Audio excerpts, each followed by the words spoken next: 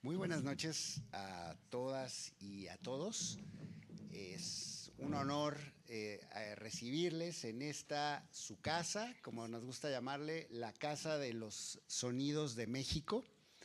Eh, pues para una presentación muy importante, muy interesante de este libro, Arqueología del Bolero.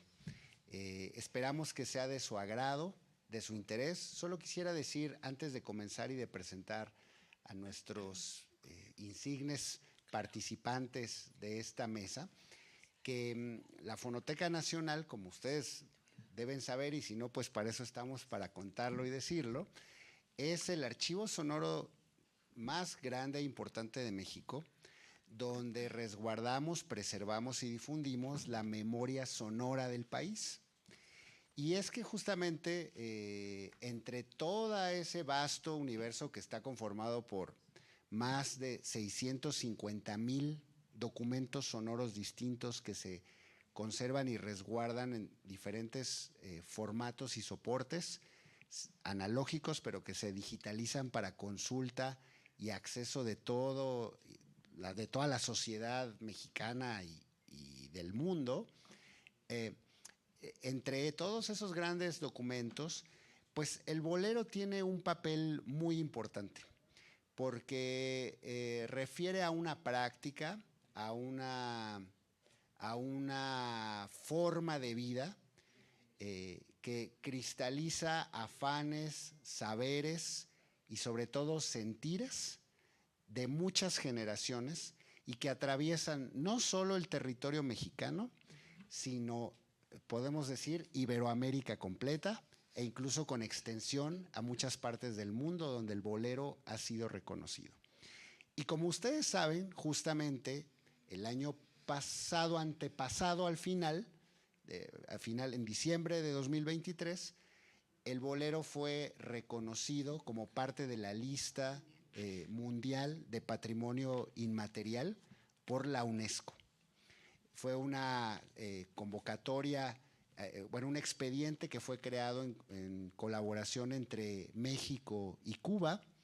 Y pues bueno, pues porque como se dice, el bolero nació en Cuba, aunque aquí las y los expertos nos contarán su versión. Se dice que el bolero nació en Cuba, pero adquirió madurez y edad en México y luego regresó a Cuba. Y bueno, lo compartimos y se comparte desde muchas perspectivas.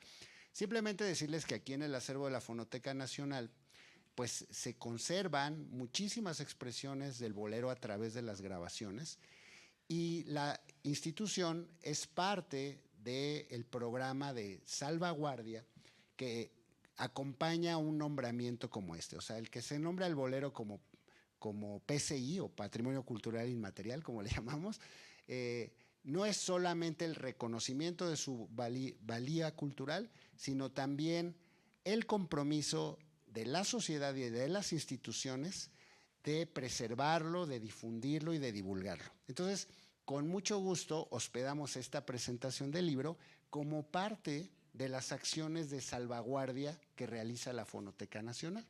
Entonces, bueno, eso es lo que yo quisiera simplemente comentarles de cómo le damos marco a esta presentación. Y ya sin mayor preámbulo, pues presentar a nuestra distinguida mesa, para no equivocarme lo traigo escrito. Pues primero que nada, la maestra doña Beatriz García, viuda de don Manuel Esperón, que nos acompaña, una gran impulsora de la obra musical y legado de este destacadísimo compositor, de quien quiero decirles que aquí en la Fonoteca tenemos muchísimos materiales. Nada menos, aquí se conserva, si me permiten el comentario, el archivo sonoro de los estudios Churubusco, en donde están todas las grabaciones de las películas en donde compuso la música don Manuel Esperón, y las tenemos justamente en sus másters originales, cuando se grababan en tiempo real contra la imagen en el estudio Silvestre Revueltas, de aquí de los estudios Churubusco, para sincronizar la música que componía el maestro con películas emblemáticas de lo que se conoce como la época de oro del cine mexicano. esos documentos sonoros ya digitalizados los pueden consultar aquí en el acervo de la Fonoteca Nacional por si fuera de su interés. Muchísimas gracias, maestra Beatriz, por acompañarnos. Un aplauso, por favor.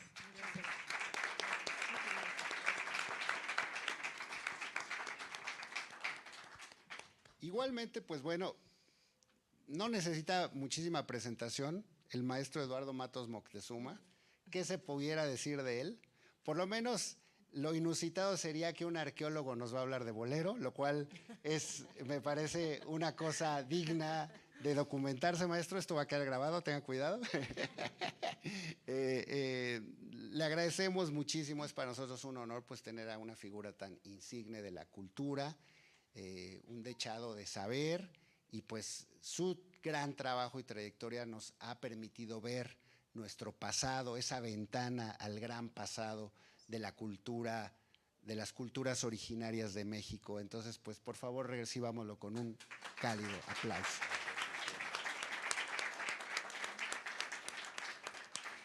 Y finalmente, y la nombré al final, pues porque ella es la autora, ¿no?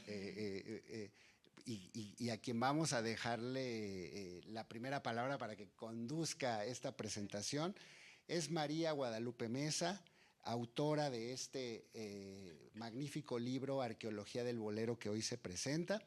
Ella es productora general, guionista, locutora y conductora de programas de radio como Son Sabrosón, Desde San Miguel y La Charamusca, que fueron transmitidos a través de XESQ, Radio San Miguel de Allende, Guanajuato. Columnista en materia cultural del periódico estatal Correo de Guanajuato. Conferencista con una línea de investigación que, como ustedes se imaginarán, es precisamente la del bolero. Y pues desde 1997 ha desarrollado esta línea, y parte importante de su investigación entiendo que está materializada, ya nos lo contarás, María, en este libro que esperemos que a ustedes también les despierte su interés y que entiendo que también van a poder adquirir. Pues es lo que hacemos, difundimos la cultura, y pues también la cultura hay que apoyarla porque son trabajos que llevan no saben cuánto tiempo, cuánta dedicación, y pues cumplen su final feliz cuando están en los ojos y en los oídos de los lectores, porque estoy seguro de que este libro, al leerlo, les va a hacer escuchar y tener un viaje sonoro, que es lo que prodigamos en esta Fonoteca Nacional. Sean pues todas y todos bienvenidos, se quedan en su casa, la Casa de los Sonidos. Buenas noches. Gracias.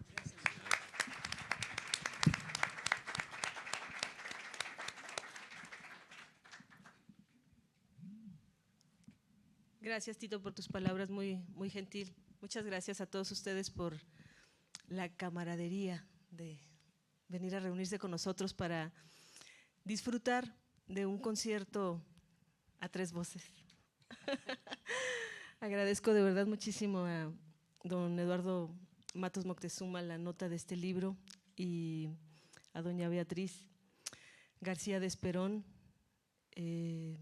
su compañía en esta presentación, en este recinto tan importante, uno de los más importantes de América Latina, del Caribe y por supuesto de Hispanoamérica. Es un honor estar aquí con ustedes y también una alegría muy grande hablar de una pasión que, si ustedes están aquí, estoy segura que comparten con todos nosotros: la música mexicana, la música criolla de América Latina y del Caribe. Es un reflejo de nuestro carácter como seres humanos nativos de esta región. Yo quisiera comenzar con música para romper el hielo.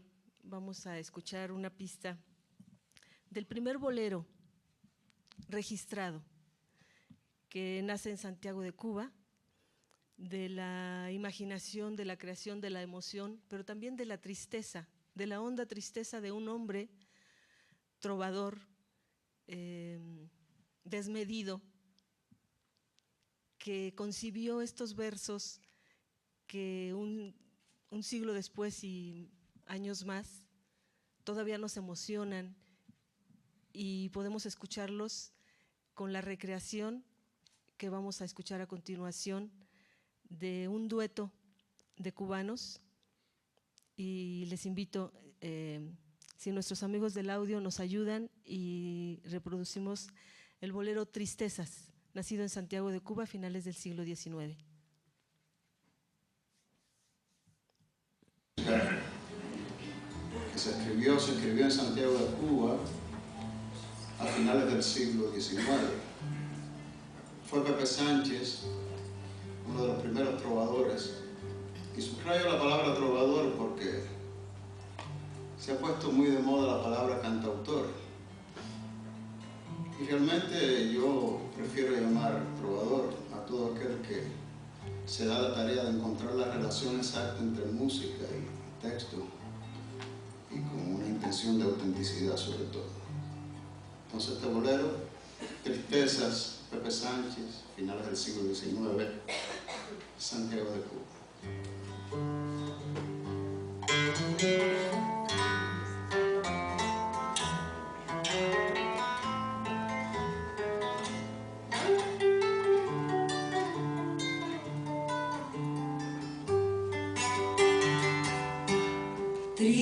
Tristezas me dan tus quejas, mujer, profundo dolor que hoy dudes de mí. No hay prueba de amor que deje entrever cuánto sufro y padezco por ti.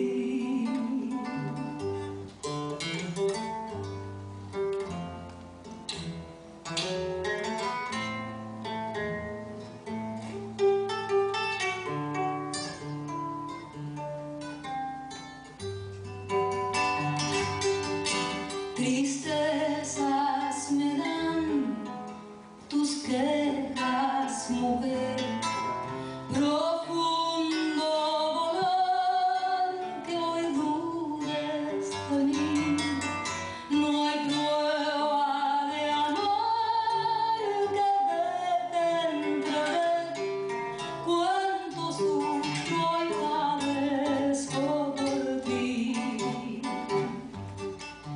La suerte es adversa conmigo,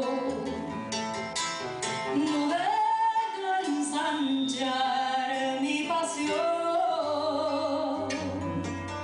Un día me diste un beso, yo lo guardo en el corazón.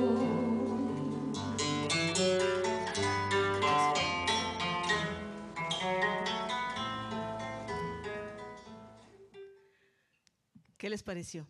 Esa guitarra cubana espléndida. La Escuela de Guitarra Cubana tiene fama a nivel internacional y hemos escuchado una probadita de lo que es, este patrimonio. Sucede que el bolero justamente comienza acompañado con la guitarra, acompañando al trovador, pero después el bolero, este bolero cubano, que lleva la emoción y el influjo. Imagínense ustedes, Pepe Sánchez no fue un solitario. Pepe Sánchez se reunía así en tertulias, como estamos ahorita, que todos tuviéramos una guitarra y tuviéramos una canción, una composición nueva, porque además había retos, ¿saben? Y de repente había también contestaciones. Si Tito componía una, y yo, si le llamaba el bolero Luciana, yo componía otro que se llamaba Lucio el Respondón. O sea, era también una competencia de virtud poética. Era una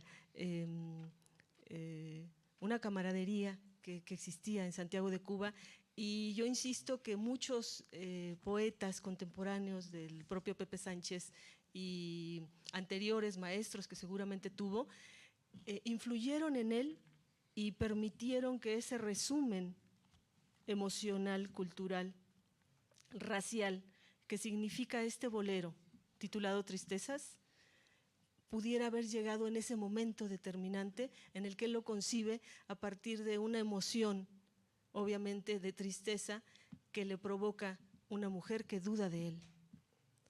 Entonces este elemento, esta línea determinante de desaforada emoción, es la que se inaugura con este bolero y es la que continúa y permanece hasta hoy y seguirá en el devenir del bolero, porque es el alma del bolero.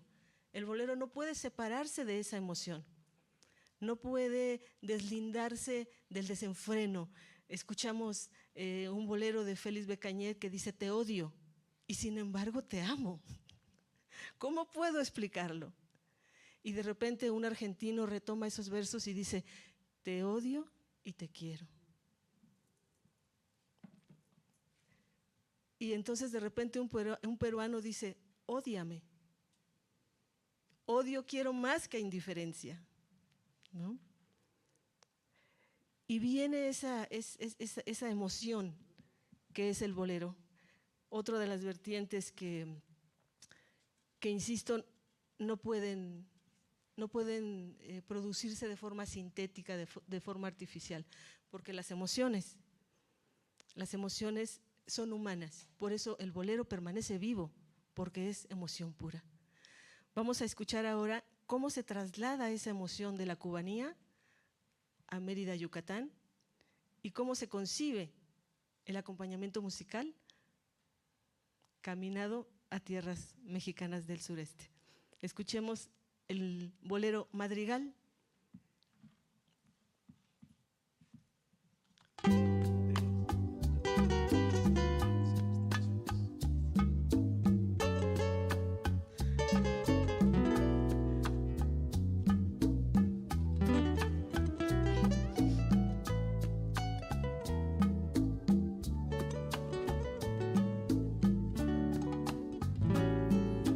Dicen que en la pupila del que ha muerto la última imagen retratada queda como el divino rostro de una hermosa en la delgada cartulina tersa, en la delgada cartulina tersa.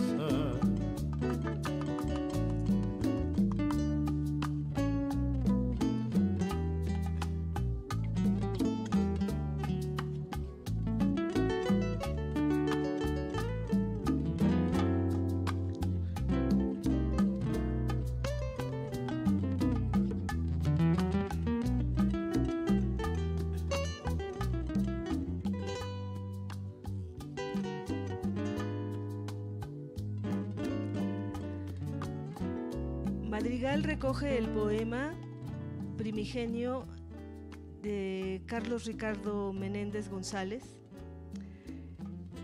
Fue tomado de su primer libro de poesía titulado Amorosas, publicado en 1902 y premiado en los Juegos Florales de Mérida en 1903 y 1907. No sé qué piensan ustedes, pero parece que fue ayer cuando esto se musicalizó y se estrenó. Bellísimo, en la voz de Rodrigo de la Cadena.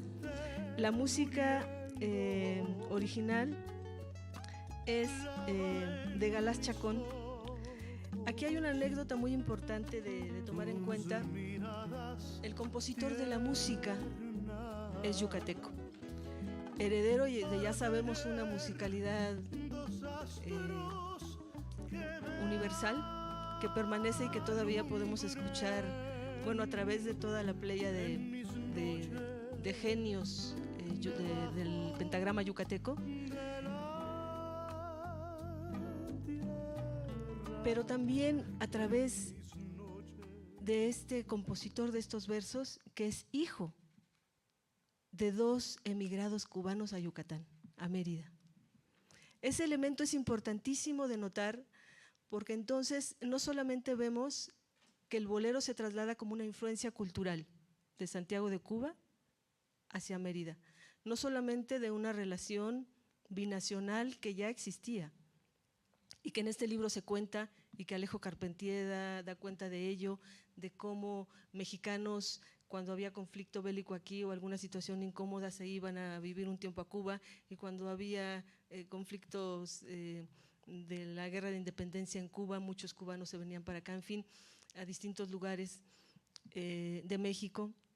Esos elementos son determinantes para que haya esa interrelación. Bueno, tenemos un José Martí, que vivió en México y entre otros aportes que nos dio, nos dejó un título fabuloso que después un compositor retoma para escribir un bolero que se titula Amor con amor se paga. Llega esta emoción, esta tradición de la música cubana a Mérida, y de el bolero Tristezas al bolero Madrigal hay 35 años. Yo no sé si sean muchos o pocos, pero sí puede ser toda una vida, ¿no? Como se titula un bolero, ¿no? Toda una vida que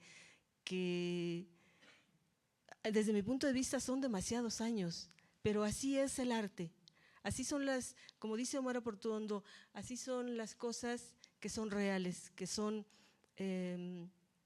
se componen de humanidad, tienen su tiempo, tienen su momento. Vamos a escuchar ahora otro bolero, ahora de un compositor mexicano. Vamos a escuchar cómo se traslada ese madrigal a la sensibilidad de Agustín Lara en esto que nos interpreta el veracruzano Hugo Avendaño y que se titula Ya me voy.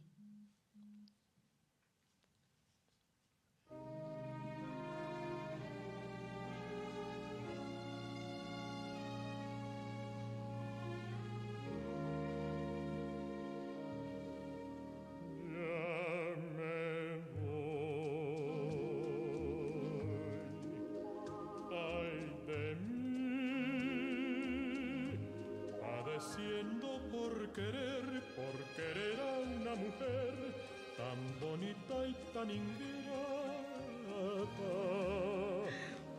Ay de mí, ya no sé cómo hacer para olvidar, cómo hacer para arrancar esta pena que me mata. ¿Qué de hacer? Pues llorar, porque no puedo vivir con el llanto a reventar, con el alma hecha pedazos. Ya me voy, ay de mí, aunque tenga que volver porque siempre puede más. Con este bolero voy a pasar el micrófono al doctor Eduardo Matos Moctezuma porque además es uno de sus favoritos y lo cita en la nota de presentación que me hizo favor de presentar para esta arqueología del bolero, que la verdad es que lo hemos conversado los tres que estamos aquí frente a ustedes. Esperamos que sea un clásico y que aporte líneas de investigación al bolero. Don Eduardo Matos Moctezuma. Gracias, María. Bueno, la primera pregunta que ustedes se harán es la que ya se hizo Tito Rivas cuando nos presentó. Bueno, ¿y qué hace un arqueólogo aquí? ¿No? Bueno, pues María fue la culpable. Ahorita explico los motivos y causas. Porque el mismo título del libro, Arqueología del Bolero, pues tiene que ver con lo mucho que platicábamos ella y yo sobre boleros y demás, hasta que un día surgió la idea, ¿no? Es decir, bueno, haz un libro de esto. Y lo hizo, y es lo que tenemos hoy frente a nosotros. Antes de referirme a este bolero Ya me voy, quiero comentar un poco acerca del libro mismo, ¿no? Pues para eso son las presentaciones. Y quiero decirles primero que me impactó enormemente cuando me lo hizo llegar, para que yo hiciera el prólogo. Digo, el prólogo tiene 2 hojitas o algo así, ¿no? Bueno, pero lo importante es ya el cuerpo del libro, en el cual me sorprendió, bueno, me impresionó, pero muy positivamente. ¿Por qué razón? Porque primero hay una cadencia, una coherencia en la forma que va tratando los 17 capítulos de que consta el libro. Y, claro, comienza precisamente el capítulo 1 dedicado a José Pepe Sánchez, aquel santiaguero cubano que escribió a finales del siglo XIX ese primer bolero que, como ella bien advierte, registrado. Quizá pudo haber antecedentes, pero como registro quedó Tristezas como el primer bolero hecho en Cuba.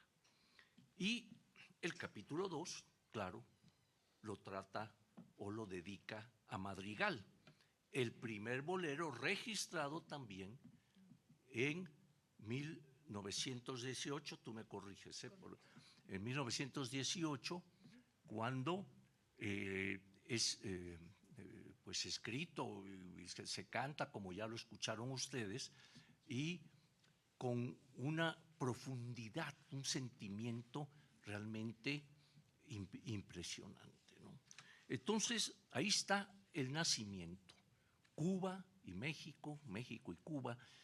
Recuerden que en aquella época, y bien lo mencionó María, a finales y ya desde antes, La Habana era el lugar donde paraban las naves que iban a venir hacia México, hacia Veracruz, pero ya después, pues son muchos los cubanos que vienen acá o los mexicanos que van a Cuba, ¿no? Y entre ellos ella comentó a José Martí, uno de los libertadores de Cuba, muerto muy joven. Pero Martí era un hombre de una capacidad, de un interés múltiple. Nada más les voy a contar algo que ya tiene que ver con la arqueología. Resulta que Martí viene a México huyendo de Cuba, ya está empezando la conspiración para liberar a su patria y se entera, estando en la Ciudad de México, que ha habido un hallazgo arqueológico muy importante en Yucatán, en Chichén Itzá.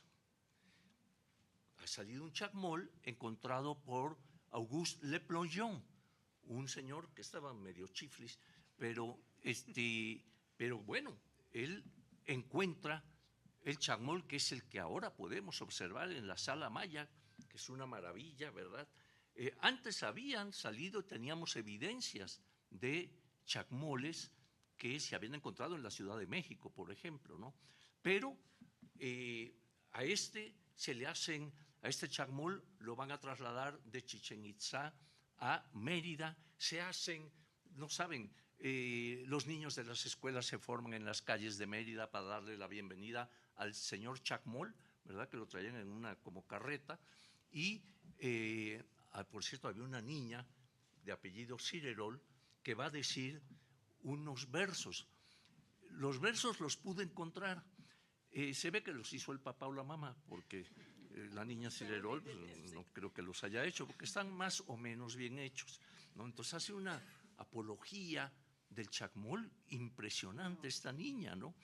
Y así las bandas tocan, en fin, nada más que se da la orden de que tiene que ser trasladado a la Ciudad de México para que vaya al Museo Nacional, y así se hace, ¿no? Pero lo importante es que José Martí va allá y escribe, fíjense, una obra de teatro en 3 actos llamada Chacmol.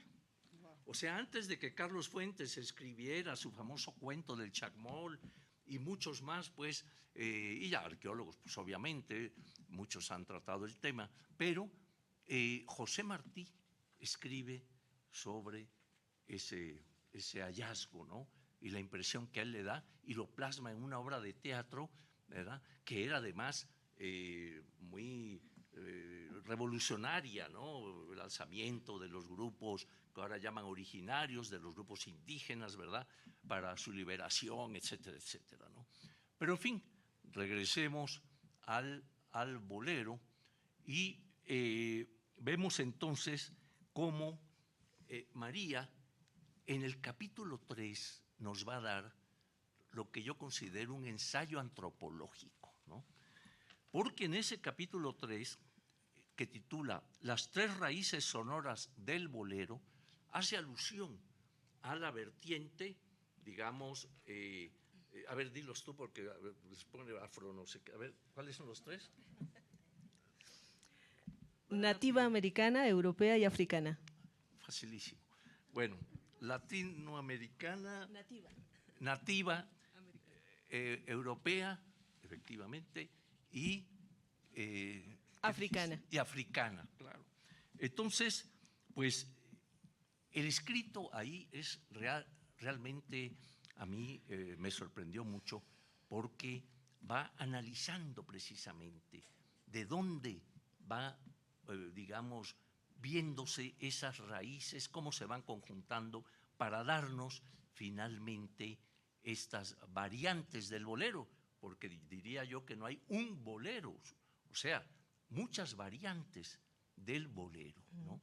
Que es lo que ella va a ir después analizando en cada capítulo, ¿no?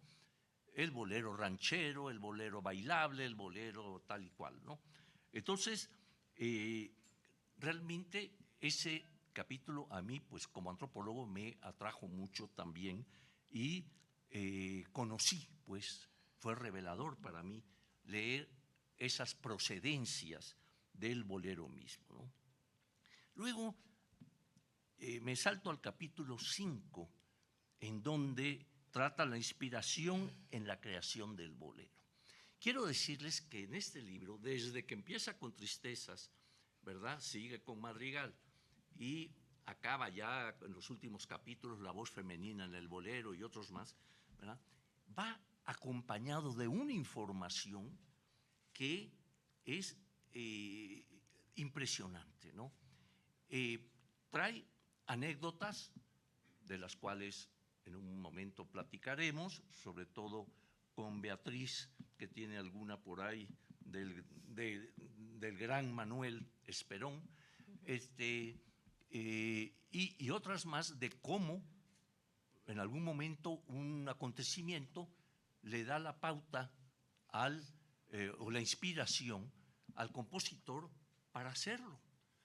Entonces hay una pues muy simpática que quiero leerles porque vale la pena escucharla, ¿no? Resulta que ellos, Adolfo Rubio y María Mesa, entrevistan a Luis Demetrio Traconis Molina. Luis Demetrio Traconis era yucateco. Ya ven que allá han proliferado una buena cantidad de autores y de cantantes, ¿no? Entonces, lo entrevistan para saber, pues, algunos aspectos de su vida y demás. Entonces, le preguntan cómo surgió aquel bolero de La puerta se cerró detrás de ti. ¿Se acuerdan? Oigo por ahí algo que no es bolero. Pero, bueno, entonces empiezan a preguntarle y él dice, ¿no? La puerta la hice en 1957, todavía no me había casado y resulta que yo vine a la Ciudad de México desde Yucatán y me encontré con una señora mayor que yo. Aquí viene la clave, ¿eh? Pero aquella cosa, bueno, no sé si aquella cosa era la señora, pero aquella cosa que necesita uno, el calor de los papás y de la familia y de todo esto, con esta señora nos enamoramos y anduvimos como 4 años juntos. Entonces resulta que un día están con unos amigos jugando en una mesa póker. Está esta señora mayor que él tenía como 25 años y otros amigos ahí. Y entonces ocurre lo siguiente. Todo nos lo da esta información para que vean que también estas anécdotas son parte fundamental en el libro. Jugábamos póker y pregunté ¿a quién le toca dar? Y el señor de la casa donde estábamos me contestó, a la mamá de usted, a la señora que era maestra. Entonces dice, y entonces ella no dijo nada. Terminamos de jugar, se quedó conmigo esa noche y a la mañana siguiente me dijo, esta es la última vez que estoy contigo. Y yo no le creí. Por eso, de la vanidad de juventud.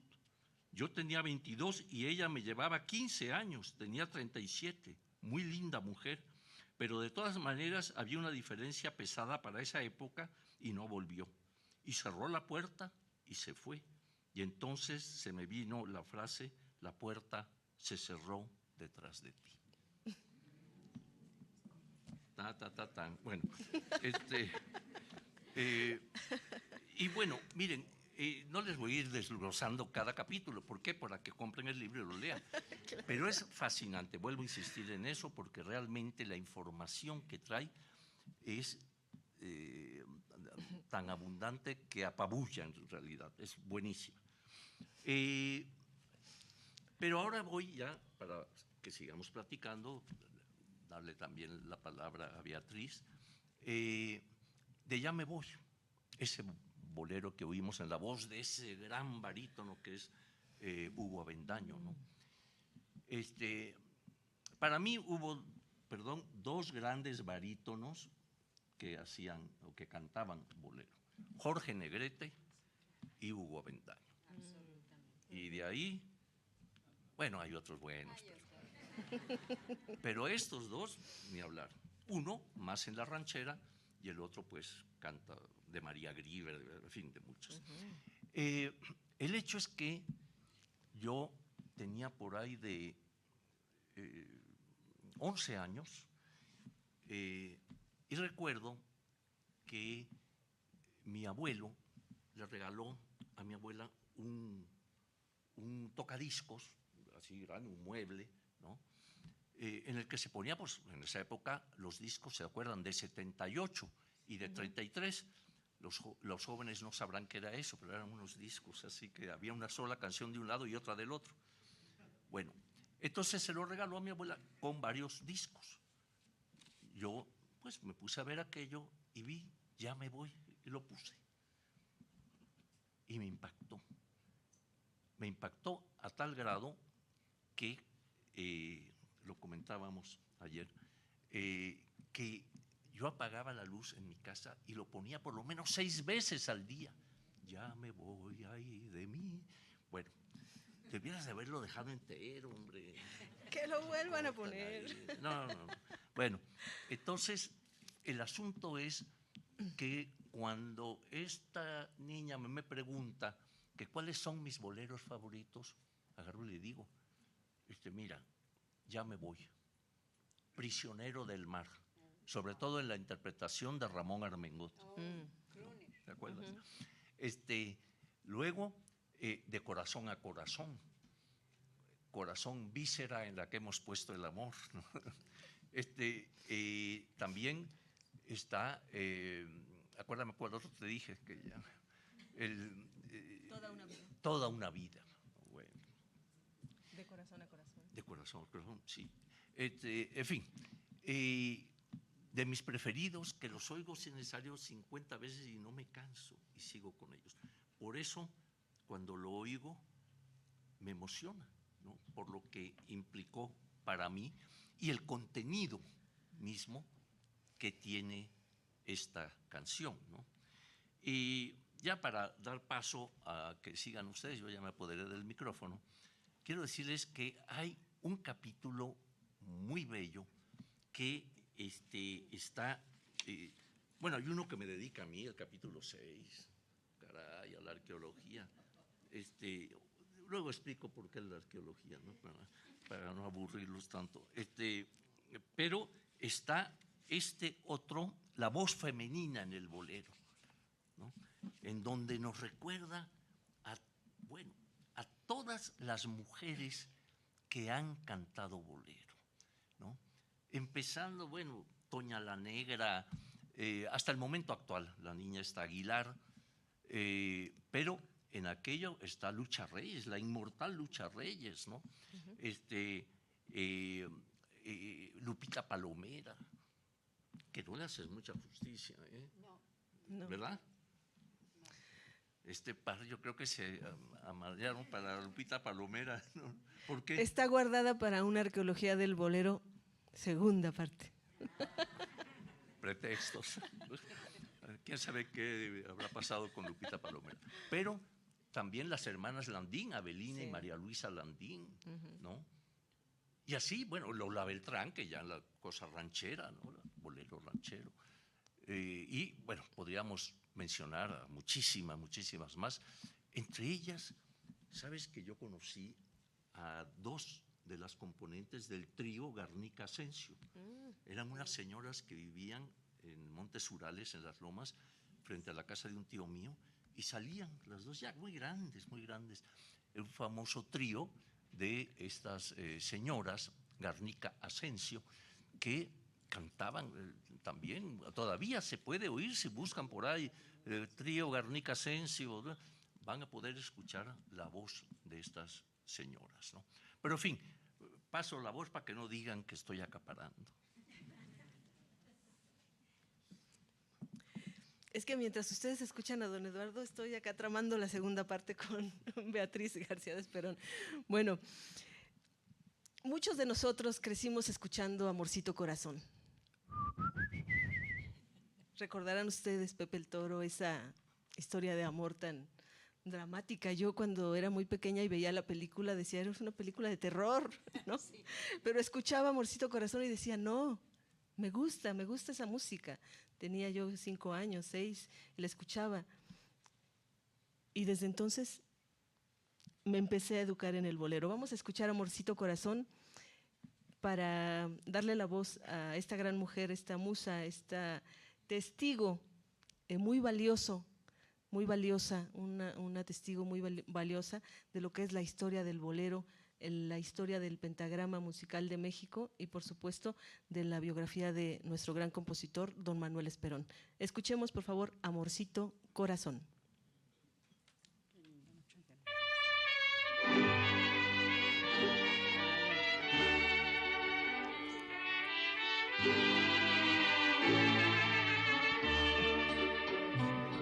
Amorcito corazón, yo tengo tentación de un beso que se prenda en el calor de nuestro gran amor, mi amor. Yo quiero ser un solo ser, un ser contigo. Te quiero ver en el querer para soñar en la dulce sensación de un beso mordelón quisiera. Amorcito corazón, decirte mi pasión por ti.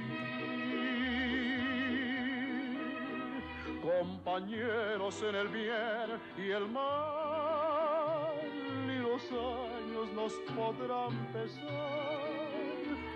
Amorcito corazón, serás mi amor.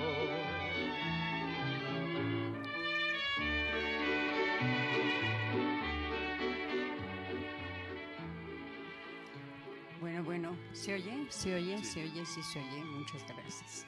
Bueno, antes que nada, muchísimas gracias por acompañarnos, por estar aquí con nosotros, aquí con esta gran mujer, escritora, historiadora, música, poeta, tiene de todo. Es una gran señora en toda la extensión de la palabra y ha hecho una labor impresionante con este libro, como bien lo dice el maestro Matos, y yo estoy de verdad muy orgullosa de estar aquí con ella, acompañándola en la presentación de este libro, que sé que va a quedar para la historia y que es una enciclopedia o un libro de consulta para todos aquellos que aman y quieren el bolero.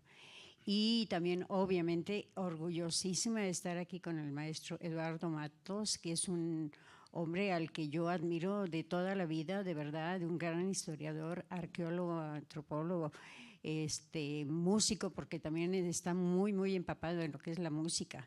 Y bueno, ¿qué les puedo decir de él? Todo el mundo lo conoce. Gracias a él pudimos descubrir esa maravillosa, ¿cómo se llama? El Templo Mayor. Él fue uno de los iniciadores, si no es que el que más ha estado ahí. Ahora sí, como dicen, picando piedra, descubriendo piedra. Y yo lo admiro muchísimo y le doy las gracias de que está aquí con nosotros acompañándonos. Y me siento muy, muy orgullosa de estar aquí. Bueno, les voy a hablar un poquito del maestro Manuel Esperón, porque a lo mejor muchas personas no lo conocen, ya que él no era muy afán de salir en las revistas, en los periódicos, en fotos, no era así como que una persona muy pública.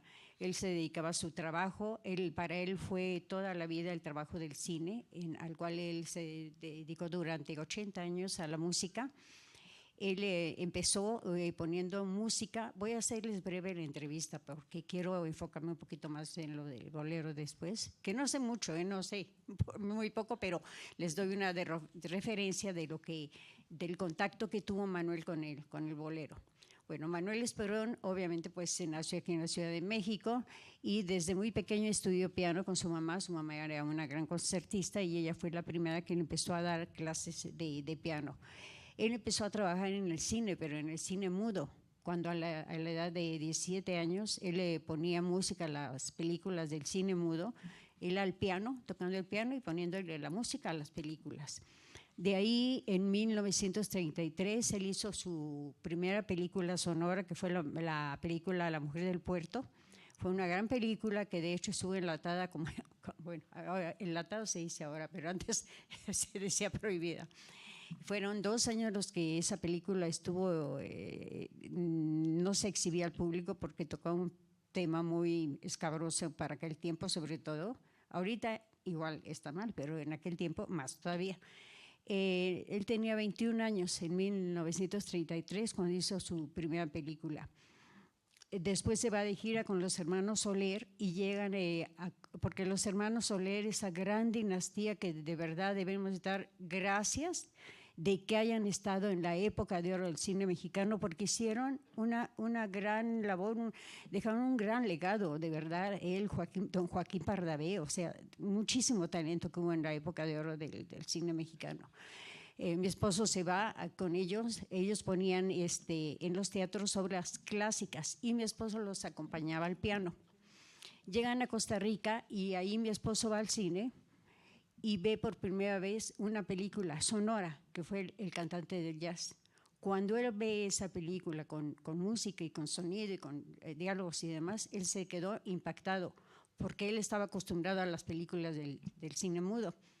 Se quedó tan impactado que él dijo, no, yo quiero hacer eso y yo me voy a meter a estudiar para yo poder hacer música para cine, porque hacer música para cine no es nada fácil. Son muchos años de estudio, es conocer cada instrumento, es saber hasta dónde puede llegar cada instrumento, a la voz humana, o sea, son armonía, contrapunto, muchas cosas. Y se regresó a México, por cierto, que le costó un enojo con don Fernando Soler, porque se le enojó y le dijo, ¿cómo que te vas y me vas a dejar aquí plantado? ¿Quién nos va a poner música a la obra? Pues no lo siento, Fernando, pero yo me voy. Y durante algunos años, de hecho, se dejaron hablar porque mi esposo se regresa a México y se mete a la Escuela Popular Nocturna de Música de Bellas Artes a estudiar música. Y en 1933 le ofrecen la oportunidad de hacer el tema de esa película, de La Mujer del Puerto, y la canción se llamó también La Mujer del Puerto. Esa película es una joya ahorita del cine mexicano, a tal grado que aquí en México no se consigue esa película, uno la tiene que comprar en Estados Unidos. Les digo porque yo tenía varias copias, tontamente las regalé y cuando quise comprar una ya no la conseguí, tuve que pedirle a Estados Unidos, comprarla en Estados Unidos para que yo la pudiera tener. Es una joya, si la pueden de alguna manera ver, bueno. Mi esposo se dedicó desde entonces a poner música de fondo a todas las películas, llegando a musicalizar 626 películas con música de fondo y 947 canciones, todas exprofeso para películas. No entraron, algunas obviamente, no entraron las 947, pero sí entraron muchísimas canciones y todas ellas fueron interpretadas por todo el que haya cantado, bailado, musicalmente actuando en el cine mexicano. Lo hizo con Manuel Esperón, desde don Jorge Negrete, Pedro Infante. Él fue el sastre musical de ellos dos porque les hacía las canciones a su medida. De hecho, Pedro siempre quiso cantar como Jorge Negrete porque lo admiraba muchísimo. Hubo una película que se llamó La Ametralladora, donde iban a poner a Pedro Infante como ya papel protagónico. Él había actuado en otras películas, pero no como estrella. Y a don Ismael Rodríguez se le ocurre ponerlo ya, darle el papel estelar para la película La Ametralladora. Pero Pedrito quería cantar como Jorge Negrete. Llega a la sala de grabación, empiezan a ensayar con mi esposo y por más que él quería dar esas alturas que daba don Jorge Negrete, pues no podía, se le salían los hígados de los ojos porque no le llegaba de ninguna manera. Mi esposo lo llamó aparte y le dijo, a ver, venga para acá, Pedrito. A ver, usted, dése cuenta que usted no puede cantar como Jorge Negrete. Usted, para cantar como Jorge Negrete, usted tendría que volver a nacer. ¿Sí? No va a poder cantar nunca como Jorge. Mire, Jorge Negrete le puede llevar una serenata a una muchacha que vive en el 8º piso y la muchacha la va a oír perfectamente. Usted no sea tonto, llévele la serenata en el balconcito, aquí cerquita, y va a ver que hasta besito va a sacar. Y Pedro, que no era nada tonto y que era muy aguzado y muy listo y que tenía una genialidad increíble, todo un actor, una persona muy especial. Pescó la onda y dijo, pues sí es cierto. Y entonces ya desde entonces mi esposo le ponía canciones suaves que él podía modular muy bien porque a Pedro le vibraba un poco la voz.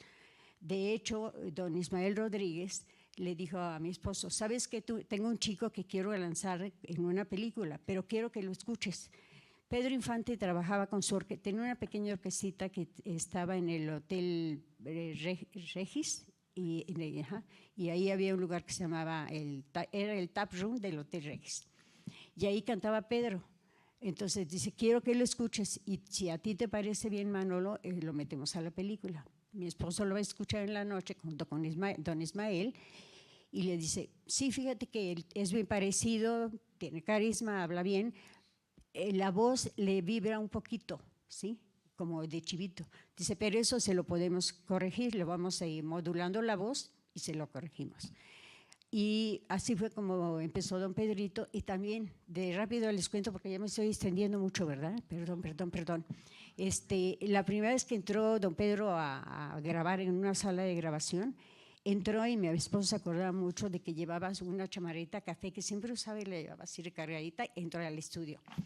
Mi esposo fue el primer compositor que hizo los grandes arreglos para orquesta sinfónica y mariachi. Y fue para la película El Peñón de las Ánimas con con Jorge Negrete y María Félix. Ahí cuando entra Pedro, ve la orquesta y ve los dos mariachis y le dice a mi esposo, maestro, ¿qué voy a hacer yo aquí? Dice, pues usted va a cantar aquí con la orquesta y el mariachi. No, dice maestro, yo no puedo cantar con tanta gente porque yo canto con mi orquestita, yo no con esta gente, tanto músico no puedo. Mi esposo le dice, mire, vamos a hacer un ensayo, vamos a ver cómo va saliendo, usted no se me ponga nervioso, va a ver que todo va a salir bien.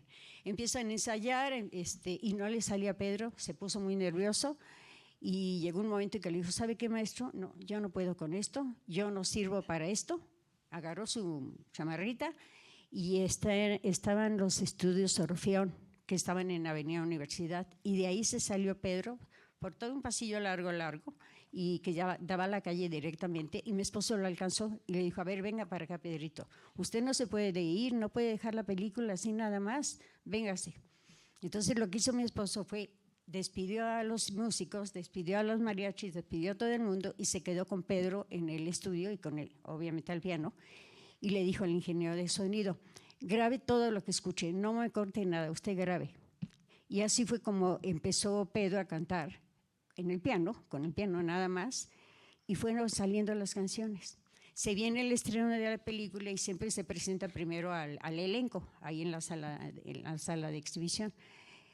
Ven la película y el productor y el director, ¡ay, qué bien, bravo, quedó muy bien la película, va! Y mi esposo estaba sentado y al lado tenía a Pedro, y se levanta Pedro y le dice, para esto, el trabajo que tuvo que hacer mi esposo es ensamblar la voz de Pedro Infante al piano con todos los músicos, porque luego grabó la música con la orquesta y con el mariachi, y tuvo que ensamblarlo, y antes era dificilísimo, porque había 2 canales, ¿no, maestro? ¿Verdad que así era? Había 2 canales, y entonces tuvo que ensamblar todo eso, y fue un trabajo que le costó muchas horas. Cuando viene la película y Pedro se levanta y le dice, ¡ay, maestro, qué bien nos salió, ¿verdad? Y voltea a mi esposa, se le queda viendo y dice, ¿nos salió Pedrito? Pues sí, porque mi esposa había hecho todo. Pero bueno, esa es una anécdota. Bueno, y así fue como mi esposo trabajó en el cine con todas las personas, las personalidades. Hizo cantar a María Félix, con Cantinflas, Tintán, el que me pregunte, Lola Beltrán, Demetrio González. A lo mejor muchos de ustedes sí los conocen, Manuel Capetillo, o sea, toda una playa de grandes artistas, intérpretes y demás. Pero bueno, ahí quedamos ahorita. Ahora me voy al boleo porque ya me extendí demasiado, de verdad, perdón. Bien que dicen mis hijas, mami, cuando tomes el micrófono, suéltalo, mamita, por favor, no te quedes con él. Entonces, ya voy a comentar esto. En la casa de mi esposo tenían siempre, cada domingo, su papá y su mamá tenían fiesta. Eran de tener siempre muchos amigos en la casa y cada domingo hacían fiesta. Ahí iba a tocar la orquesta de, siempre se me olvida el R de Tejada, siempre iba a tocar ahí.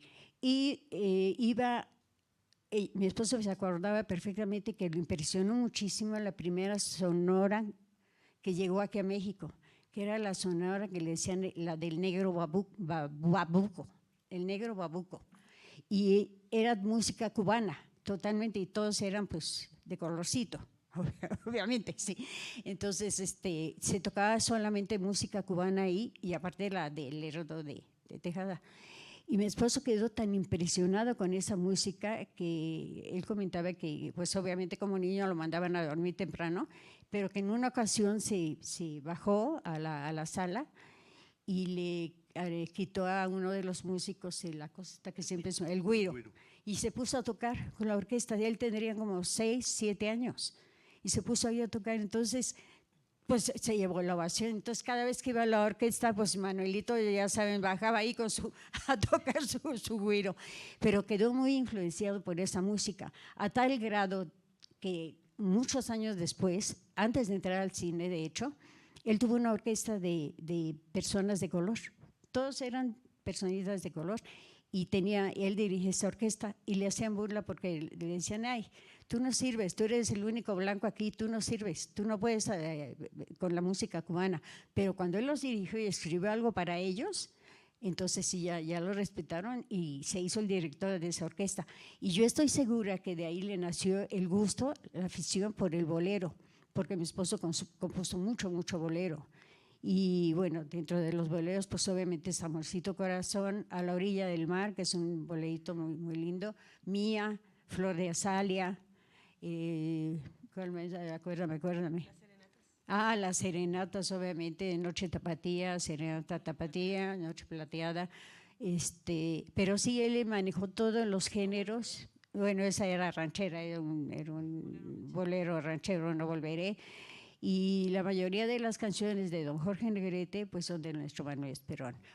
Y de Pedro Infante también le hizo bastantes a don Pedro, le hizo a Luis Aguilar, le hizo a Antonio Aguilar.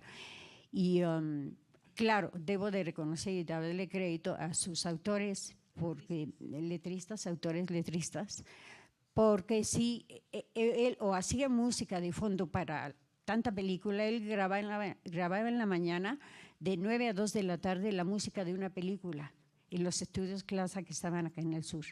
Y le corría a los estudios Tepeyac que estaban en el norte, porque ahí tenía que grabar la música de la segunda película. pero lo que yo no entendía era cómo él podía desbloquearse. Por ejemplo, en la mañana grababa la música de Libertad Lamarque, que era de llorar y llorar. Y en la tarde se iba a grabar la música de la película de Tintán o de Cantinflas. Y decía yo, ¿cómo se podía desconectar si ya traía el chip de la música de Libertad y vete con Tintán? No lo entendía yo. Y él corría de un lado a otro y en el carro se iba tomando un sandwichito, un café. Toda su vida estuvo dedicada a la música. Lo fuerte de mi esposo fue la música de fondo. Las canciones realmente salieron de las películas como éxitos, porque afortunadamente todas fueron éxito, pero lo importante fue la música de fondo. Y hasta ahí me quedo, porque si no, ahorita aquí me van a pedir la silla y me voy a tener que retirar.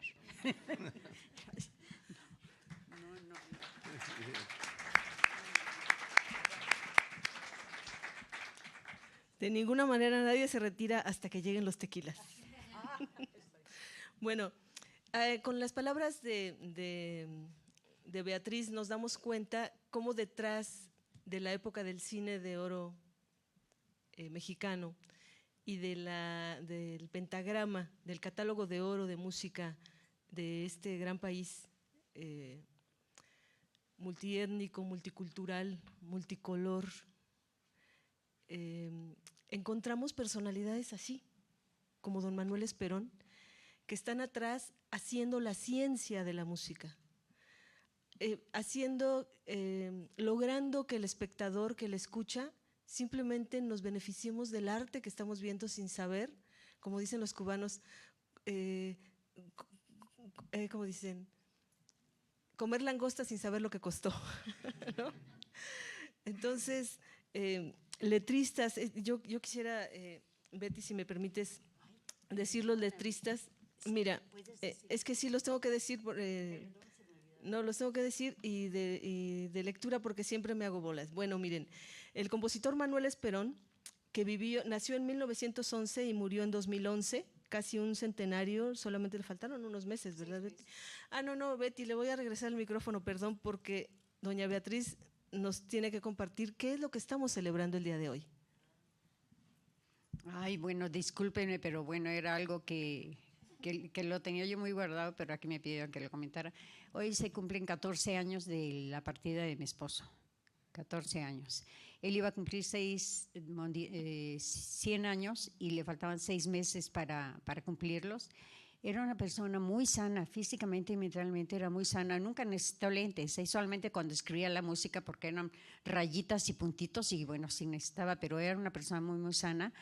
Nunca se me enfermó y se fue por una caída que tuvo, pero de repito, ¿tú vas a decir los autores? Ay, eso era todo, que pues sí, hoy cumple 14 años mi esposo de haber partido.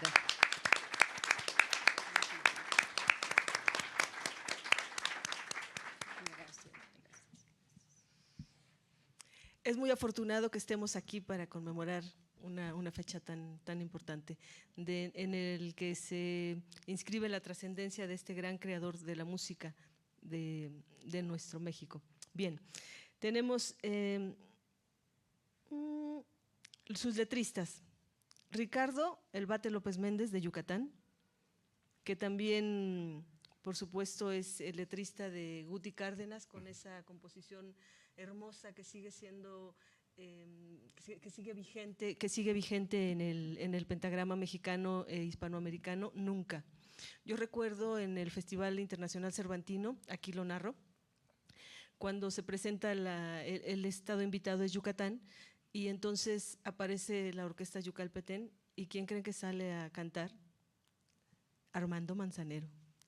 Y Armando Manzanero cantó la trova yucateca, cantó Nunca, y relegó a segundo plano sus boleros. ¿Pero qué fue lo que hizo ahí? Rindió tributo a la esencia, a la original, de la cual bebió el bolero yucateco, el bolero mexicano. Porque eso hay que decirlo, sin los tríos yucatecos, sin toda este sabor que le han puesto, cuando uno escucha la orquesta Yucalpetén y la ves en un escenario, sientes ese orgullo que te sale por todos los sentidos, ¿no? Entonces, es increíble que Ricardo El Bate López Méndez haya hecho un aporte tan importante. La Sociedad de Autores y Compositores le ha rendido varios homenajes a través de un canal de comunicación que tienen, y bueno, trabajó con don Manuel Esperón. Perdón, y te he de decir que precisamente la primera canción que hizo mi esposo, que fue La Mujer del Puerto, fue con el bate Ricardo López Méndez. Y le cuento una anécdota chiquitita, pero muy, muy importante. El Bate López Méndez era, en ese momento, en 1933, era lo máximo, con su gran poema, el Credo, y era un hombre así todo de cabello pelirrojo y muy salidor y muy explosivo y demás. Entonces le proponen que haga la letra para la película La Mujer del Puerto, y llaman a mi esposo, porque mi esposo tocaba mucho el piano en la escuela de música, y Ricardo Beltri lo descubre a mi esposo. Ricardo Beltri fue el hermano de Eva Beltri, la primera bailarina que bailó el jarabe tapatío con puntas. Entonces le propone este chico, Ricardo, a mi esposo, le pregunta si quiere hacer la música de esa canción, tema de la película. Y mi esposo dijo que sí la podía hacer. Bueno, se reúnen en la sala de la XCW, en uno de los salones de la XCW, y llega mi esposo primero y empieza ahí a medio tocar el piano, y en ese momento llega el maestro Ricardo López Méndez, don Ricardo López Méndez, y le dice: a ver, muchachito, mi esposo tenía 21 años, el maestro ya era grande, y le dice: a ver, muchachito, que tú vas a hacer la música para mi poema. Pues sí, maestro, a ver, toca a ver a ver si me gusta. Le dijo: toca esa piececita a ver si me gusta. Y ya, mi esposo pues ya desde antes había leído el argumento de la película, y basado en eso pues iba a escribir la música. Entonces él empieza a tocar y le gusta mucho al bate, y le dice: está bien, dice, me parece muy bien. Dice: mira, ya voy a empezar ahorita a componer, tú toca el piano nada más, yo me voy a inspirar. Y entonces empieza, ¿no? Se trataba de una muchacha que se portaba mal, estaba en un burdel, y llegan los marineros al puerto de Veracruz, y entonces el novio, el que iba a ser su novio, llega, el marinero, digamos, que era don Domingo Soler, llega y se enamora de la chica, y al final resulta que son hermanos. Y bueno, entonces la chica va y se avienta al mar, y es una tragedia. Entonces le compone la canción a la chica, está inspirada en la mujer. Entonces la letra dice: vendo placer a los hombres que vienen del mar, si se marchan al amanecer, ¿para qué yo he de amar? Y la música es linda. Vendo placer a los hombres que vienen del mar, si se marchan al amanecer, ¿para qué yo he de amar? Va por ahí. Entonces estaba inspirado el maestro y dice: a ver, vendo placer a los hombres que vienen del mar. A ver, repítelo, sí. Muy bien, ahí vamos. Vendo placer a los hombres que vienen del mar y se marchan al amanecer. Ay, estoy muy bien, estoy inspirando, qué bueno, y se marchan al amanecer, ok, bien. Y luego la tercera frase, que era: vendo placer a los hombres que vienen del mar y se marchan al amanecer, ¿para qué yo he de amar? ¿Para qué yo he de amar? No le salía, y entonces mi esposo siempre tuvo, tú lo escribes ahí, un humor negro y muy acertado, y le dice: y se van sin pagar. No, entonces imagínense, vendo placer a los hombres que vienen del mar y se marchan al amanecer y se van sin pagar. No, el Bate López Méndez se puso colorado porque era muy rubio, se puso colorado, lo corrió, le dijo: muchacho, idiota, que no sé qué, se me larga de aquí, yo ya no quiero saber nada con usted.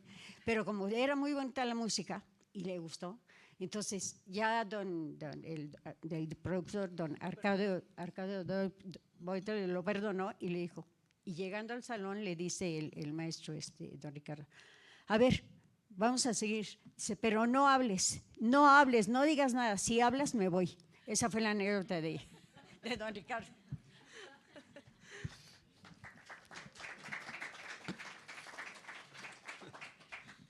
Bueno, de Yucatán. El otro letrista de don Manuel Esperón, Felipe Bermejo, de la Ciudad de México, Pedro de Urdimalas, de Guadalajara, Jalisco, Zacarías Gómez Urquiza de la Ciudad de México y Ernesto Cortázar de Tampico, Tamaulipas. Por cierto, don Ernesto Cortázar fue su brazo derecho, fue el que mayor letras compuso. Eso justamente iba a decir, cuando yo escuchaba de niña la radio mexicana, siempre escuchaba que decían una composición de Esperón y Cortázar, o Esperón y Urdimalas. Y yo de niña, bueno, pensaba que era una sola persona, ¿no? Pero al final de cuentas puede ser que sí, ¿no? Porque letrista y músico siempre tienen que tener una armonía, casi una de ser gemelos, ¿no? Porque si no, no hay esa fusión, y por eso los que escuchamos concebimos la obra como nacida de una sola emoción. Todos estos elementos que nos ha compartido Beatriz y don Eduardo Matos Moctezuma nos llevan a una línea que dirigió este trabajo de investigación que se llama valor de representatividad. Cuando escuchamos que Beatriz dice pudo darle los elementos a Pedro Infante para poder cantar y presentarse y consolidarse y coronarse como el gran ídolo mexicano, que lo sigue siendo, no hay quien supere a Pedro Infante. Vemos quién estuvo atrás. Si me permite, perdón, ya me van a soñar, se lo juro. Perdón, Tito, los tequilas. Y todavía no tomamos, y mire cómo estamos, ¿eh? Después les cuento la anécdota de don Jorge Negrete también, que es muy importante. Entonces, llegamos a un valor de representatividad que yo tuve la gran fortuna de estar en La Habana conversando con el gran compositor cubano de boleros. Les digo 2 títulos para que se acuerden de él y ahorita les digo el nombre. Tú mi delirio, contigo en la distancia. César Portillo de la Luz. Así como don Eduardo Matos Moctezuma leyó ahorita las palabras de don Luis Demetrio, que era jocoso y fabuloso. Bueno, pues nuestro compositor cubano, César Portillo de la Luz, era muy intelectual, muy serio, pero tenía también un humor negrísimo, muy creativo, con una personalidad muy profunda. Todos sus boleros dan prueba de ello, ¿no? Y también con una convicción intelectual y política muy definida de él, que lo llevó a marcar también la carrera de muchos otros compositores, cantantes de Cuba y de América Latina y por supuesto de México. Su composición Contigo en la distancia se estrena en México con una película mexicana y es un mexicano el primero que la canta. Entonces, todos estos elementos nos refieren a un valor de representatividad del cual a mí me hizo consciente César Portillo de la Luz. Y me dijo, sin ese valor de representatividad, que significa que yo escribo un bolero, lo canto y representa la vida amorosa del señor, de la señora, la señorita, los niños, los adolescentes, un enamorado, un desilusionado, como yo digo aquí en un capítulo, citando a José Martí con La niña de Guatemala, los muertos de amor, ¿no? La niña de Guatemala que se murió de amor. ¿Dónde queremos ver más boleros si no en ese modernismo de la poesía de América Latina y del Caribe? Porque el bolero, el primer bolero registrado en México, nace de los versos de un poeta fusionados con la música de un yucateco. Porque la poesía modernista siempre es un elemento que está presente en el bolero y que forma parte de ese valor de representatividad, pero también un valor de uso. ¿Cuál es el valor de uso? En el momento en que, como dice don Eduardo, ya me voy. Vamos a escuchar No volveré, pero déjenme decirles cuál es la línea de este No volveré. Sucede que No volveré, efectivamente lo estrenó Pedro Infante en la película A Toda Máquina. No. ¿En cuál fue? El Inocente. ¿Cuál fue En Toda Máquina? Recuérdame. No, es con Luis Aguilar. Con Luis Aguilar. Sí, con Luis Aguilar, sí. El Inocente. Con Silvia Pinal y Pedrito. Ay, es cierto, sí es cierto. Con doña Silvia Pinal.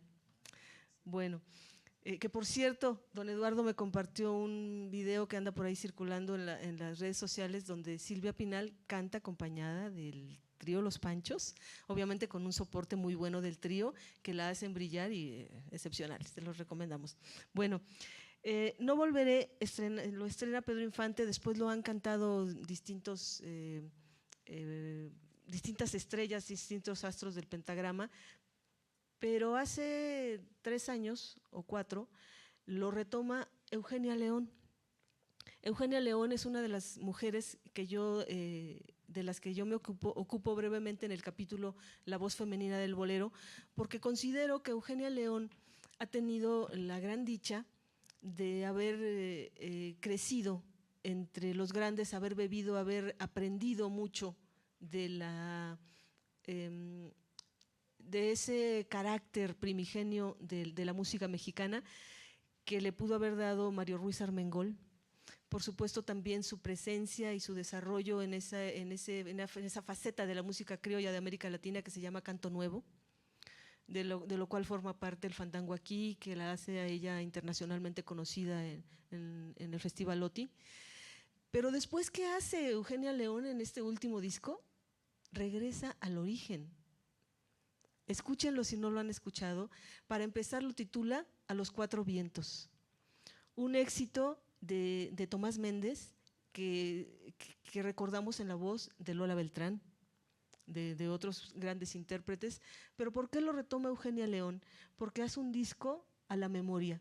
Recoge, y ella misma lo dice en distintas entrevistas, recoge la música norteña, la música de banda, recoge lo añejo, pero ¿qué hace? Incorpora nuevas voces y jóvenes a este disco, como el Mariachi Flor de Toloache, que radica en Nueva York, que está conformado con mujeres, y este Mariachi Flor de Toloache es quien la acompaña. Vamos a escucharlo y después vamos a escuchar al doctor Eduardo Matos Moctezuma, porque creo que solo llegó al capítulo 15, perdón, 5. Todavía nos falta. Claro que sí. Perdón otra vez, pero es que lo tengo que decir. Esta canción de No Volveré hace 4 años nos mandaron la felicitación y además las regalías de que fue la canción más tocada en la Unión Americana. No Volveré, precisamente. El valor de representatividad y el valor de uso, porque estamos hablando de la Unión Americana que tiene migrantes que sienten la nostalgia de la patria, y qué interesante que al cantarla efectivamente se están acercando a eso que ellos vivieron de niño y que vieron en la televisión y en la época de oro del cine mexicano, que fue Pedro Infante cantando este éxito. Por favor, No Volveré. Cuando lejos me encuentre de ti, cuando quieras que yo esté contigo, no hallarás un recuerdo de mí, ni tendrás más amores conmigo. Cuando lejos te encuentres de mí, cuando quieras que esté yo contigo, no hallarás un recuerdo de mí, ni tendrás más amores conmigo. Yo te juro que no volveré, aunque me haga pedazos la vida. Si una vez con locura te amé, ya de mi alma estarás despedida. Se vale cantar. No volveré, te lo juro por Dios que me mira, te lo digo llorando de rabia. Ya nos quitaron la música. A capela, no. A capela. Don Eduardo, por favor, usted que es muy serio y académico, corríjanos, por favor. Escuchemos las buenas voces. Ah, las buenas voces, es decir.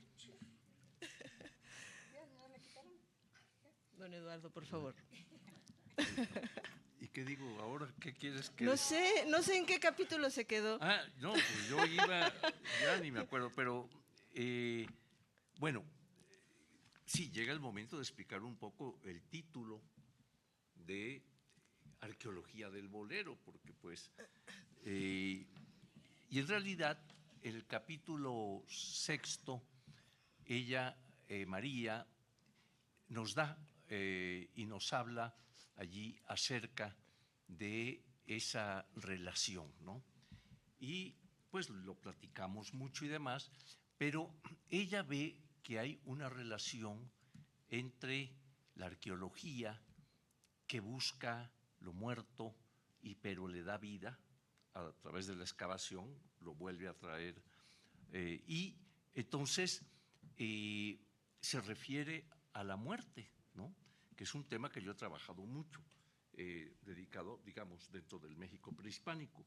Y entonces trae allí pues varios aspectos y temas relacionados con la muerte, porque resulta que el bolero pues constantemente está haciendo alusión a la muerte, es decir, el amor que se muere, la persona que ya no quiere seguir viviendo porque ha perdido un amor, lo que se decía al principio, el odio, todo esto que aparece en un momento dado en un bolero, la pasión, el amor, todo esto pues nos está llevando también a esos aspectos, ¿no?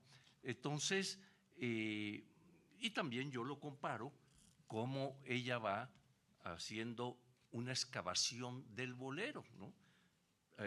Nada más que invierte la labor del arqueólogo. El arqueólogo empieza desde la superficie con lo más moderno, va bajando hasta lo más antiguo.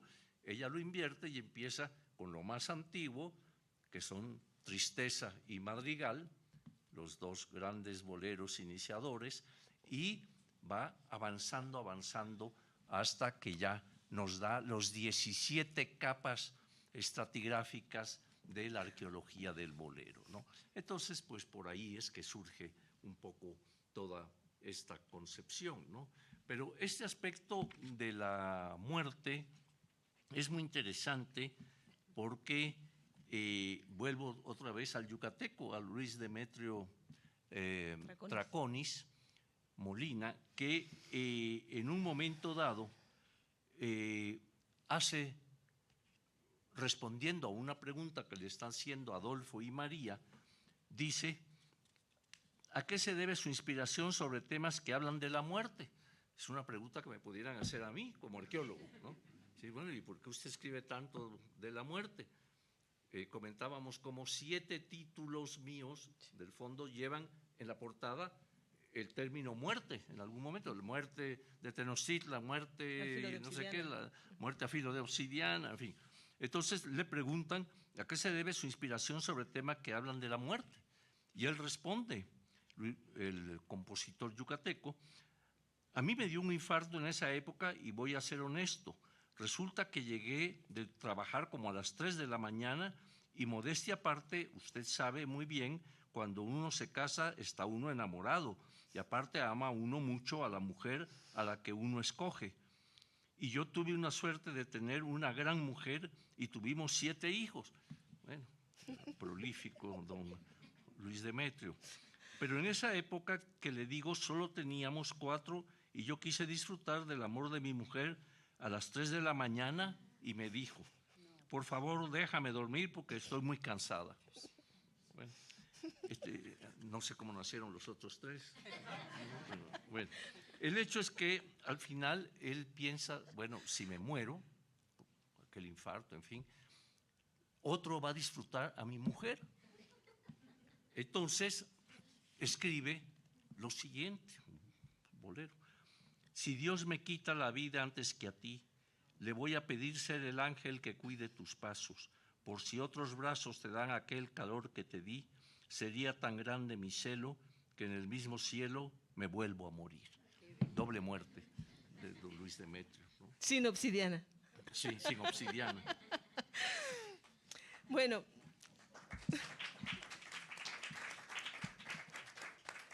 como saben, no todo es felicidad en el bolero. Hay esa dualidad siempre, que la dualidad también es muy de la arqueología. Entonces, hubo una época, y todavía en algunos nichos sociales lo hay, que obviamente Luis Miguel ayudó mucho a que eso se disminuyera, pero hubo una época en la que el bolero y la canción criolla mexicana la hicieron notar como algo retrógrado, como algo que de lo cual se debería uno avergonzar. Eugenia León es una de las que habla de eso, porque dice que muchos de sus compañeros, incluida ella y todos, muchos de los estelares del nuevo canto latinoamericano, tuvieron distintas motivaciones, pero empezaron a buscar otras formas de representatividad. Pensaron que esa música, ese bolero, esa música ranchera, esos corridos, era música vieja que ya no los representaba. Y eso coincidió con una fuerte presencia de la música anglosajona, particularmente el rock and roll. ¿Y qué fue lo que pasó en las localidades, por ejemplo, en los pueblos cubanos, en los pueblos de Perú, de Uruguay, de Argentina, de México? Los nativos comenzaron a hacer composiciones para protegerse de esa música que además no les gustaba. En Cuba, por ejemplo, es famoso un cha-cha-cha que compone Ñico Saquito, que se llama A mí me gusta el cha-cha-cha, y dice: yo le digo a mi abuelita que cuando toquen el rock and roll no se ponga a bailar, porque el otro día se puso a bailar y le rompieron la cintura y la nariz. Dice: a mí me gusta el cha-cha-cha, que es música que la hicieron para mí, el rock and roll no lo hicieron para mí, eso conmigo no va. Y muchos compositores lo hacen en ese sentido. En una respuesta a ese fenómeno en el cual se vio el bolero sumergido a nivel de difusión de medios de comunicación, porque siempre el bolero ha permanecido en los hogares, en las consolas como las que dijo don Eduardo de su abuela, en la discografía que guarda la familia y que se van escuchando en las distintas reuniones familiares. Pero entonces, ¿qué hace un compositor ante ese panorama? Un compositor intelectual y fenomenal como es Vicente Garrido Calderón, autor de No me platiques más y tantas obras maravillosas. Hace una composición que lleva por título Mi Bolero. ¿Y quién se lo canta? Bueno, pues otro fenómeno del bolero, que es la bolerista Elena Burke. Dicen que pasó de moda la cadencia del bolero, que su ritmo se ha olvidado por ser cosa de otro tiempo. De sus notas armoniosas solo quedan ya los ecos, enmudecen las maracas, los bongos están durmiendo. Con efectos estridentes, nuevos ritmos se han impuesto. La electrónica reemplaza corazón y sentimiento. Pero yo, que necesito expresar cuánto te quiero, solo encontraré el camino al cantarte mi bolero. Te quiero, solo sé que te quiero. Después de esto, de esta defensa del bolero, solo consta decir que viva el bolero. Muchísimas gracias.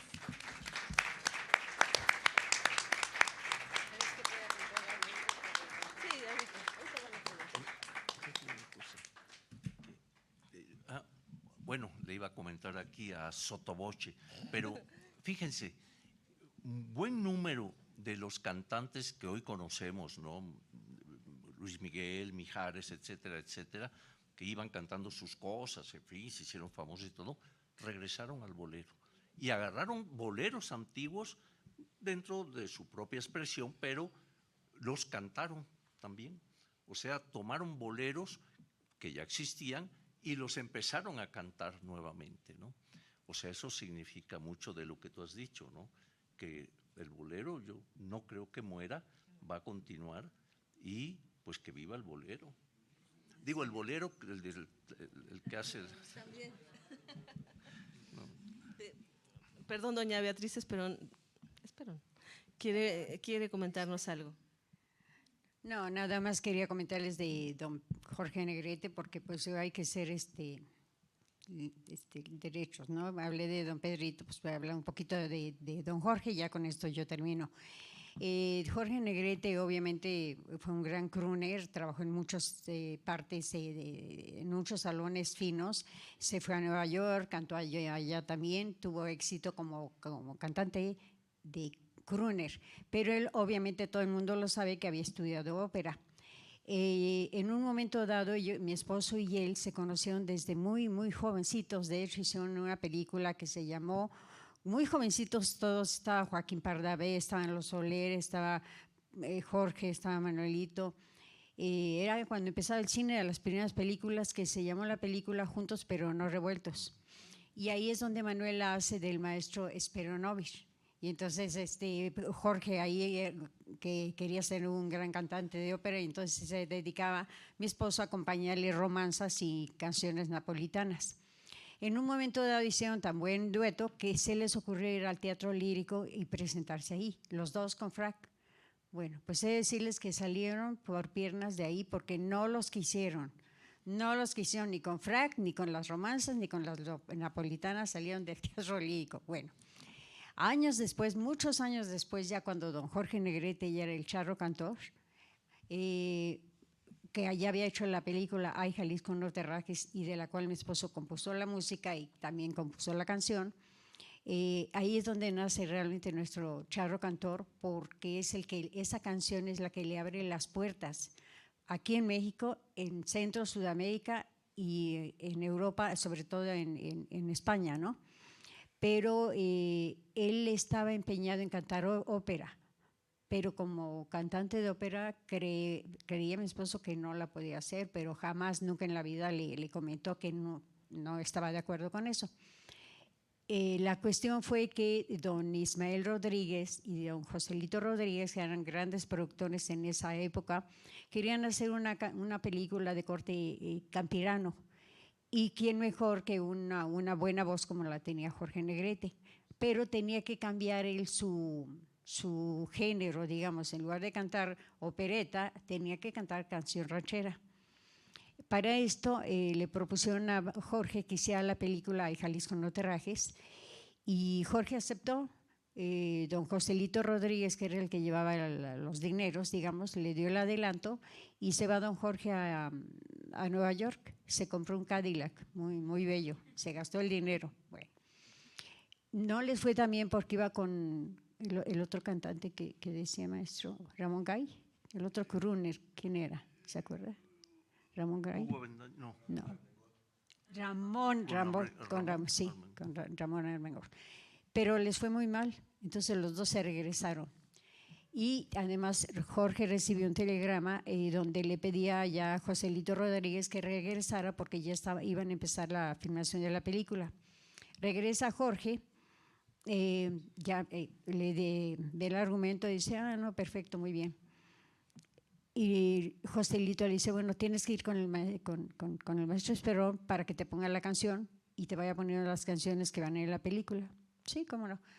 Se citan era una casona que estaba por Tacubaya, que eran las oficinas de los hermanos Rodríguez. Ahí tenían un piano. Llega mi esposo, al rato llega Jorge y le dice, Jorge, porque se conocen de toda la vida. De hecho, fíjense qué cosa tan curiosa.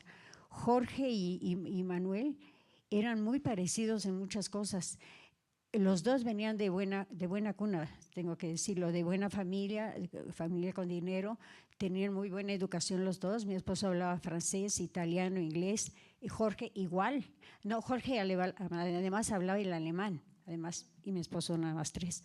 Y eran personas, los dos eran cultos, les gustaba mucho leer, tenían muchas cosas en común, incluso físicamente, como usted me lo decía, maestro, se parecían los dos. Creían que eran hermanos porque tenían un parecido físico muy, muy importante y congeniaban en muchas cosas.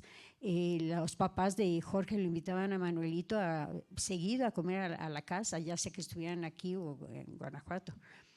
Entonces, cuando llega Jorge al estudio, le dice, a ver, Manuel, dice, ¿qué me tienes ahí? Dice, pues mira, te voy a empezar a tocar la melodía de Ay, Jalisco, no te rajes, y aquí tienes la letra. Y empieza mi esposo y empieza él a cantar y casi llegó a la mitad de la canción y dijo, a ver, espérate tantito, Manuel. ¿Por qué me pones a mí a cantar estas cosas? Yo no canto canción ranchera, yo canto, tú me has acompañado con otro tipo de canción, ¿por qué me pones a cantar canción ranchera? Y dijo, pues eso es lo que está en la película y lo tienes que cantar. No, dice, yo no canto esto. Y mi esposo se acordaba perfectamente, y cosa que lo sintió mucho, que le hizo un puño a la letra y la aventó ahí abajo del piano, fue a quedar la letra. Dijo, yo no voy a cantar esto. Y se va.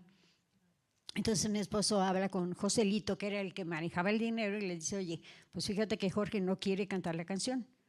¿Cómo que no? No, dice, bueno, pues, si no canta la canción, no hace la película, y si no hace la película, que me devuelve el anticipo.